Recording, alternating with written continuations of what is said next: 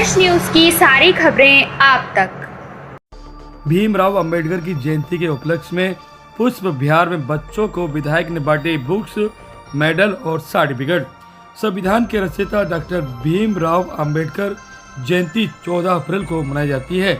वहीं डॉक्टर भीमराव अंबेडकर की लोकप्रियता को कई देशों में भी देखने को मिलती है। बड़े बड़े देशों में उनकी जयंती मनाई जाती है। वहीं भारत में भी डॉक्टर भीमराव अंबेडकर की जयंती को बड़े ही धूमधाम से मनाया जाता है। इसी कड़ी में रविवार की दोपहर पुष्प विहार सेक्टर 7 में स्थानीय RWA के लोगों ने मिलकर डॉक्टर भीमराव अंबेडकर की जयंती को मनाया। वहीं इस मौके पर अंबेडकर नगर विधानसभा से विधायक अजय पहुंचे।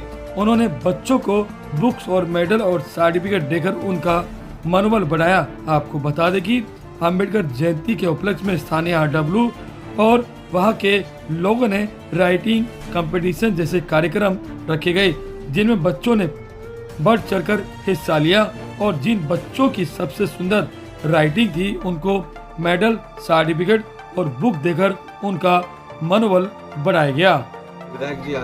देखिए, मैं सबसे पहले तो इन संस्था को बहुत धन्यवाद देना चाहता हूं कि बाबा साहब की जयंती उन्होंने मनाई।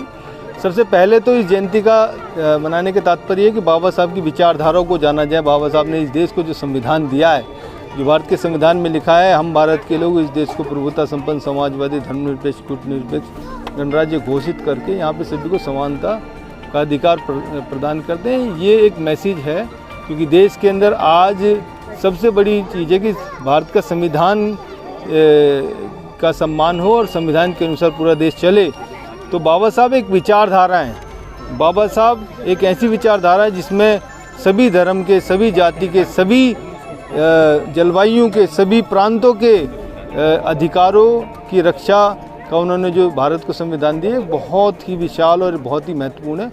मैं बाबा साहब और उनके सभी अनुयायियों को इस उपलक्ष्य में नमन करता हूं और आशा करता हूं कि ऐसी बाबा साहब की विचारधारा पूरे देश में और पूरे विश्व में फैलती रहे, जिसमें सद्भावना, भाईचारा, समानता और एकता का जो मैसेज बाबा साहब ने पूरे विश्व को दिया है वो हमेशा चलता रहे और सभी को भारत के अंदर समानता के साथ, एकता के साथ अपने कार्य करने की आर्थिक, राजनीतिक और सामाजिक जो उनको अधिकार दिए गए वो देश में होते रहें।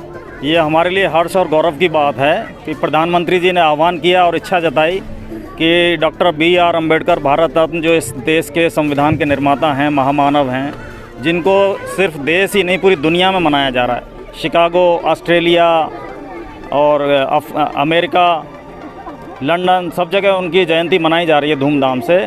तो ये जो विधानसभा क्षेत्र है, जो कि उनके नाम पर ये अम्बेडकर नगर विधानसभा, तो यहाँ के लोग कैसे पीछे रह सकते हैं। और हम चूँकि सरकारी कर्मचारी हैं, सरकारी कर्मचारियों की कॉलोनी है, सरकार संविधान से चलती है, देश संविधान से चलता है और संविधान के अनुसार इस देश का सुचारू व्यवस्था चल रहा है।